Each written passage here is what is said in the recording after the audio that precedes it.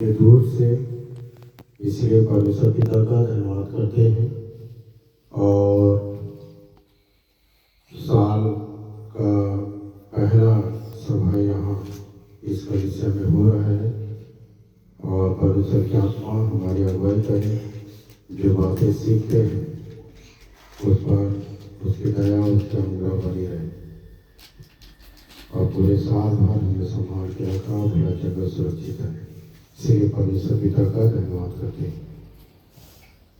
एक वचन पर हम ध्यान करेंगे, भजन संहिता 63 उसके 11 पद, वहीं से सीखेंगे हम।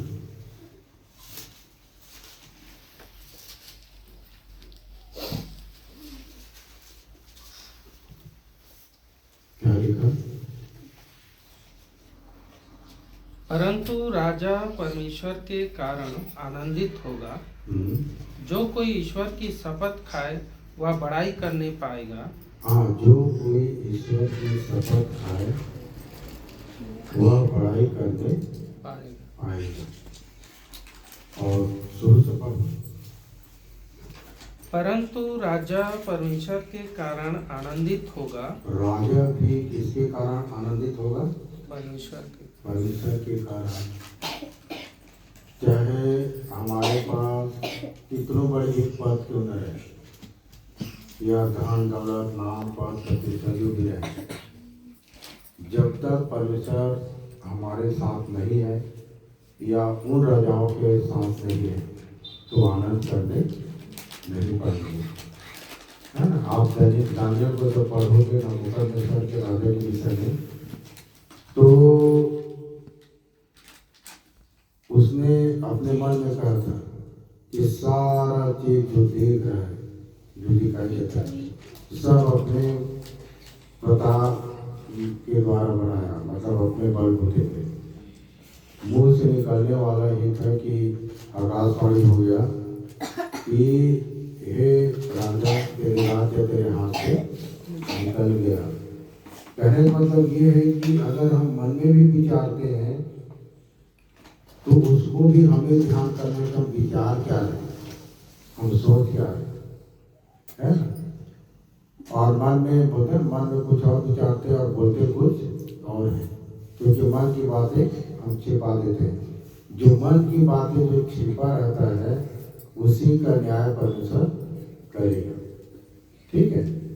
तो राजा भी परमेश्वर के बिना आनंदित नहीं रह सकता। राजा के पास यदि परमेश्वर है तो क्या हो? आनंद है।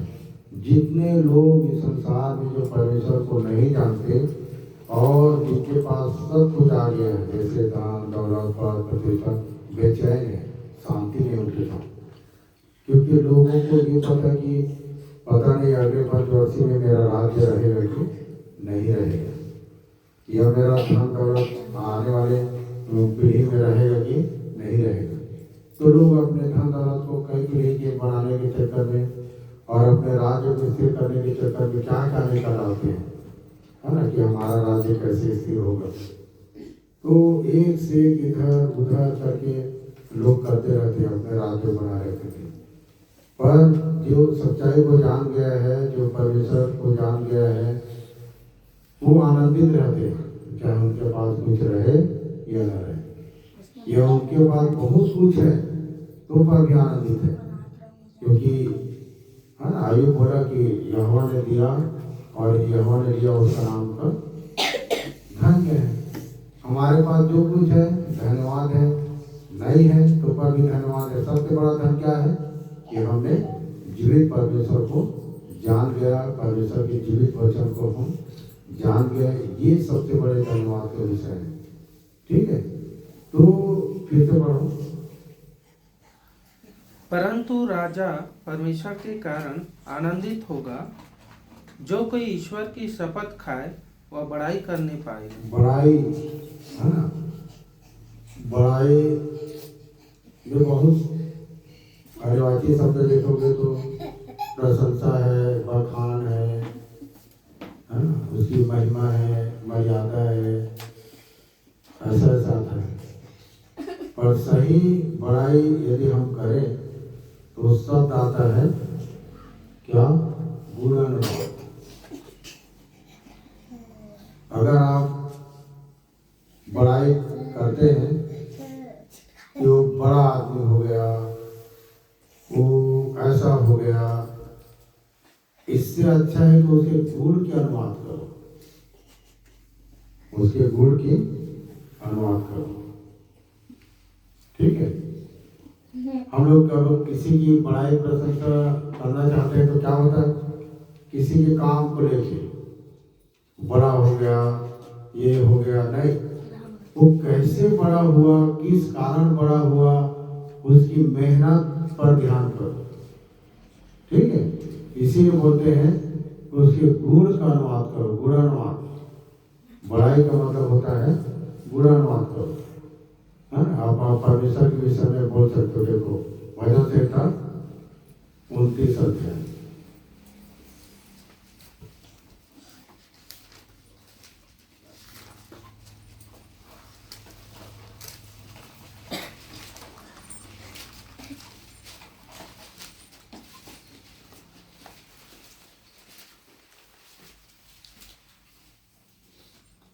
भजन संहिता 29 उसके पहले पर। हे परमेश्वर के पुत्रों, यहोवा का, हाँ, यहोवा ही का गुणानुवाद करो। हाँ, हे यहोवा परमेश्वर के पुत्रों, यहोवा का, हाँ, यहोवा ही का गुणानुवाद करो। है? अगर कोई हमारी बड़ाई करे तो हमारे पास कुछ है क्या जिसकी बड़ाई हो? ये हमें ध्यान करना है कि हमारे पास क्या गुण है जिसको लोग बड़ाई कर, कुछ तो होना चाहिए। और कोई हमारी बड़ाई नहीं करता है तो हम नाराज हो जाते हैं, गुस्सा आ जाते हैं। उसका बड़ाई हो रहा है, उसका महिमा हो रहा है, ऐसे करके मेरा कुछ नहीं हो रहा है। अगर हमारा कुछ हो तो हमारे पास भी वो गुण होना चाहिए जो लोग हमारी बड़ाई करें। है ना? परमेश्वर की लोग बड़ाई करते हैं, उसके गुणानुवाद करते हैं। ठीक है। क्योंकि उसमें वो गुण है। कैसा कैसा गुण है? अगर आप बाइबल से देखेंगे तो, है ना, कि उसके गुण के विषय में ध्यान करोगे तो दिन लिखा ना कि इजराइल के परमेश्वर ना तो ऊँघता है ना तो सोता है। वो हमें हमारे दाहिने और हमारा आड़ है। ठीक है। हमारे दाहिने हाथ पकड़कर वो हमारी अगुवाई करता है। यहाँ तक कि उसके गुण के विषय में देखो तो कैसे स्वर्ग और पृथ्वी को बनाया, कैसे आकाश को बनाया, कैसे चांद तारे सूर्य सब बनाया। हम उसके गुण की अनुवाद करते, उसके हस्तकला को, भजन संहिता 19 को जब पढ़ोगे तो उसके हस्तकला क्या करता है? प्रकट करता है। ये सब देखते हैं तो हमारे में ऐसे क्या गुण है? इसीलिए हम सिर्फ एक ही चीज करें, क्या? हम अपने परमेश्वर यहोवा का गुणानुवाद करें। ठीक है। अब कैसे गुणानुवाद करना है? भजन संहिता 103 उसके पहले पद से।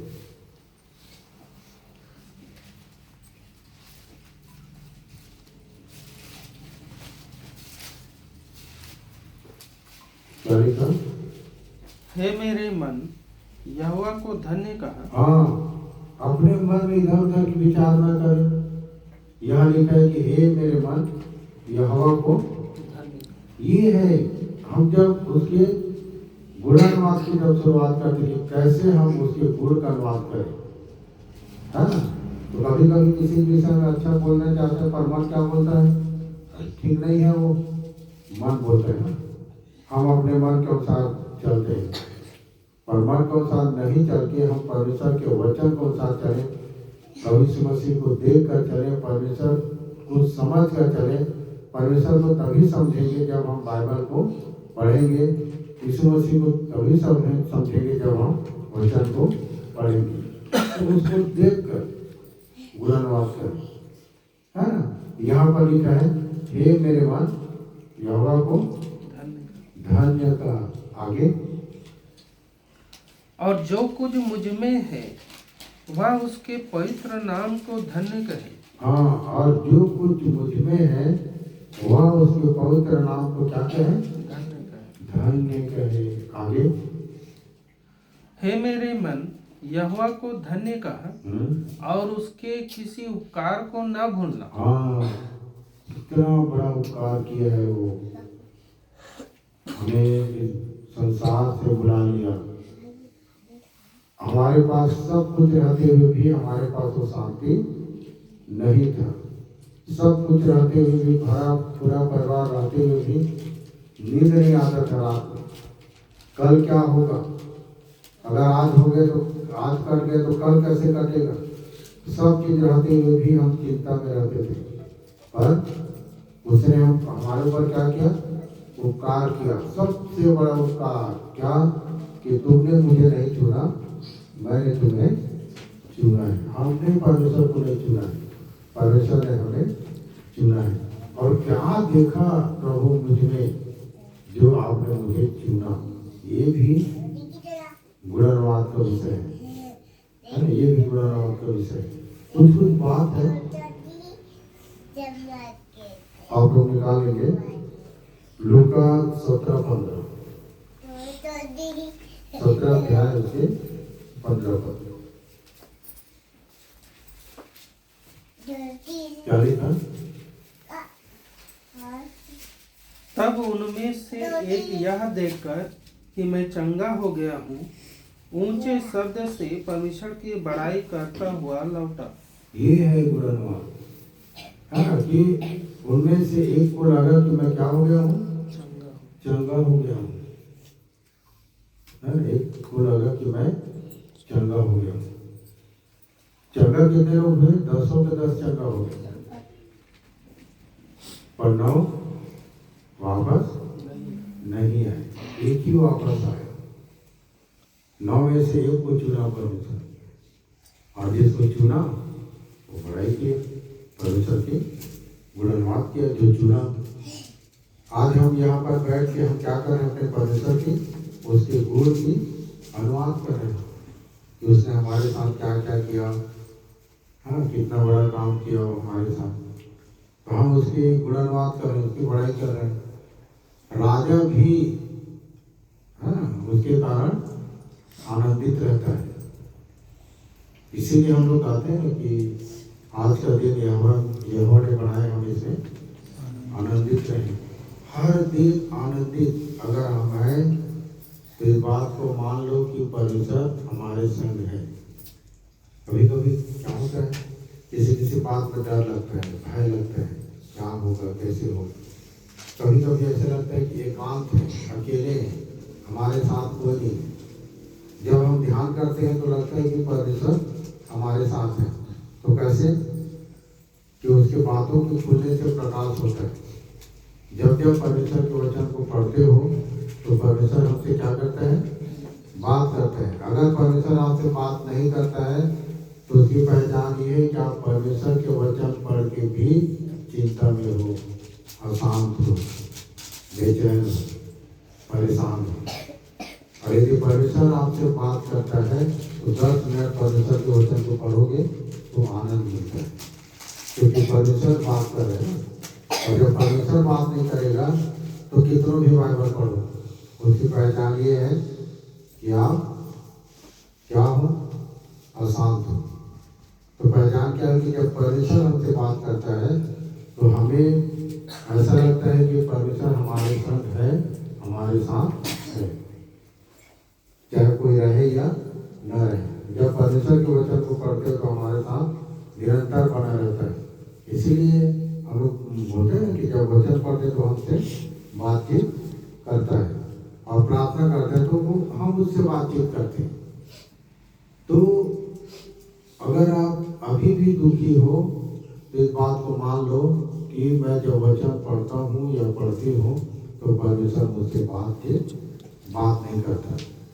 और जब आप परमेश्वर के वचन को पढ़ते हैं और आपको मधु के समान मीठा लगता है, कोई बड़ा अधिकारी या घर का बाप या घर का गार्जियन यदि कोई बात करता है और अच्छा लगता है तो हम उससे प्रेम भी करते हैं और और जब घर का बड़ा करने की बात कर रहे हैं और अगर हमको अच्छा नहीं लगे मतलब हम आप उससे प्रेम नहीं करते। जब परमेश्वर बात कर रहे हैं तो अगर हमको अच्छा लगता है तो समझो कि वो हमसे प्रेम करता है और हम भी उससे प्रेम करते हैं, तो कितना अच्छी बात है। ठीक है, तो यहाँ क्या हुआ, तब उनमें से एक यह देखकर कि मैं चंगा हो गया हूँ ऊंचे शब्द से परमेश्वर की बड़ाई करता हुआ लौटा। है ना, आज हम लौटते हैं, संसार से लौट गए और उसके गुणगान करें। लौटना मतलब में मन फिराना।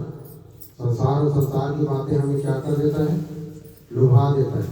संसार स्त्री है, संसार जो है स्त्री है। संसार की चीजों को देखकर हम सब फंस जाते हैं, चाहे लड़की रहे चाहे लड़का रहे। संसार की चीजों को देखकर हम क्या हो जाते हैं, फंस जाते हैं, लुभाने चीजों को देखकर, है ना। तो संसार, इसीलिए हम संसार से लौट गए, मतलब मन फिरा लिए। हम संसार को हमको क्या करना है, हराना है। पता चलता है हम भी संसार में जाके हार जाते हैं। जब मन फिर गया हम संसार को क्या कर लेते हैं, हरा लेते हैं। ठीक है, तो एक बार फिर से पढ़ो उसे। तब उनमें से एक यह देखकर कि मैं चंगा हो गया हूँ ऊंचे शब्द से परमेश्वर की बड़ाई करता हुआ लौटा। है लूका 23:47।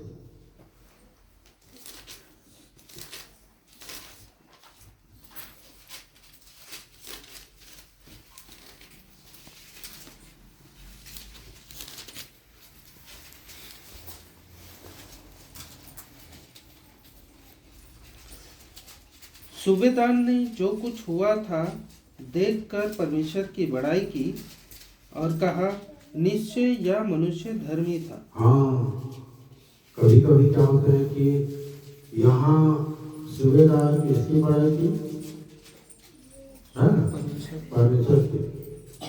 निश्चय यीशु के विषय में बोला कि यह क्या था, धर्मी था। इसीलिए आप मत्ती पढ़ोगे ना 16:5-16 को, तो वहाँ लिखा है, देखो पढ़ो, इसको खुला रहता।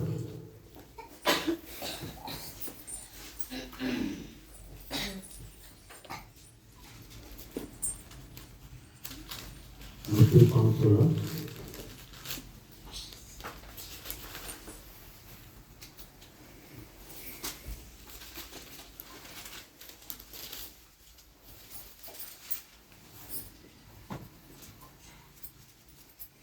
उसी प्रकार तुम्हारा उजियाला मनुष्यों के सामने चमके कि वे तुम्हारे भले कामों को देखकर तुम्हारे पिता की जो स्वर्ग में है बड़ाई करे। हाँ, यीशु के भले कामों को देखकर सूबेदार क्या किया, बड़ाई किया कि सच में यह धर्मी था।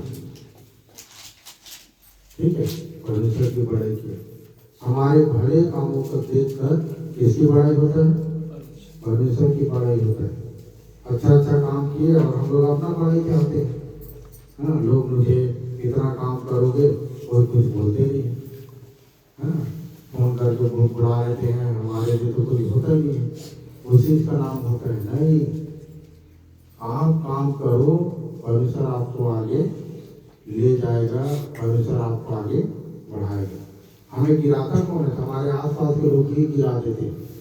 हमारे मन को खराब कौन करता है, आसपास के लोग जो ज़्यादा बोलते हैं परमेश्वर से, वो वचन के बाहर, वो हमको फंसा देता है। इसीलिए मैं यहाँ आज बैठा हूँ, उसका कारण ये है, मैं सबके बातों को सुनता हूँ और मैं परमेश्वर के वचन के अनुसार उसको जांचता हूँ, ये बातें सही है या गलत है।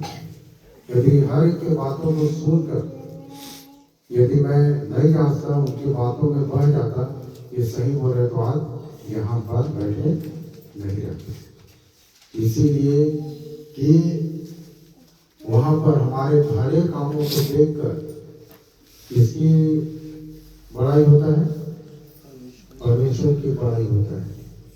आप भले काम करो हम आदमी देखते हैं, ये मेरा बड़ाई करे, ये मेरी प्रशंसा करे। कभी कभी क्या लगता है, इतना काम करता हूँ, लोग मेरी बड़ाई प्रशंसा नहीं करता है। राजा आनंदित रहता है परमेश्वर के कारण, जो सच्चाई को जान जाते हैं। तो हम कैसे आनंदित नहीं रहेंगे? चाहे लोग हमारी बड़ाई करें या मत करें, पर हमारे भले काम बने रहना चाहिए। और भले कामों को देखकर जिस तरह से यीशु है ना, यीशु की बड़ाई हुआ, धर्मी है करके एक व्यक्ति चंगा हुआ, वापस आ गया, लौट गया, है ना, अपने आप को देखा कि मैं चंगा हो गया हूँ, और लौट गया, है ना। तो शरीर की चंगा होता है, बीमारी का चंगा होता है, शरीर की चंगा होता है, मन की चंगा होता है, आत्मिक चंगा ही होता है। जब कि हमारी आत्मिक चंगाई भी हो गया, मन का भी चंगाई हो गया। मन में क्या है? असाध्य रोग लगा है, जिसका इलाज नहीं है। सब वस्तुओं से अधिक धोखा देने वाला क्या है? वो है हमारा मन। इसीलिए हम हर बातों को परखें कि कौन क्या हो रहे हैं, जांचें, और तब हमारे भले कामों को देखकर क्या करें? बड़ाई करें। बड़ाई का सही शब्द क्या है? गुणानुवाद। आप अगर किसी की बड़ाई करते हैं तो उसके गुण का अनुवाद करें, है ना। इसने ये किया, वो किया, ऐसा किया, तब आज वहाँ है। इतना मेहनत किया, यहाँ से शुरुआत किया, कुछ नहीं जानता था, पर धीरे धीरे परिश्रम करके जब वो सब चीज जाना, और आज वहाँ पर है। कभी कभी तेल पालिश होता है, देख के बड़े आदमी को नमस्ते भैया, और सामने बहुत अच्छा हो, महान हो, तो बाइबल बताती है ना कि जो तुम्हें देख कर तुम्हें सामने यदि बखान करता है तो तुम्हारा क्या हो? बैरी लिखा है ना। तो ये सारी बात है, हमारे गुणानुवाद हमारे सामने नहीं, पर लोगों के सामने जब होता है तो कितना चाहिए से बोलता नहीं कि मैं तुम्हारी चर्चा लोगों के बीच में सुनता हूँ, ऐसा बोलते है ना। तो ये तो इन्हीं बातों पर हम ध्यान करने का फिर से वहीं आ जाएंगे। भजन से तक उसकी ग्यारह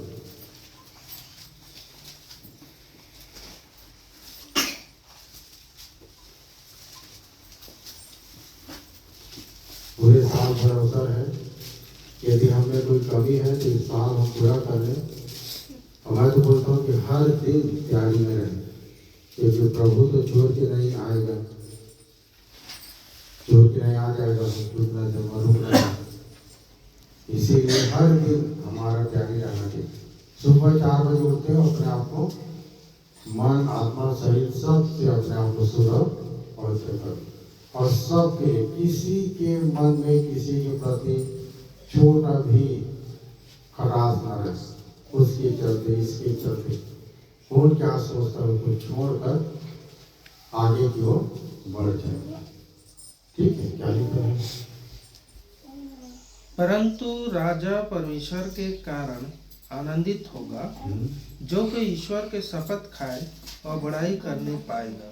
आगे, परंतु झूठ बोलने वालों का मुंह बंद किया जाएगा। हाँ, झूठा मूठा तारीफ नहीं, है ना, झूठी बड़ाई नहीं, झूठी गवाही नहीं।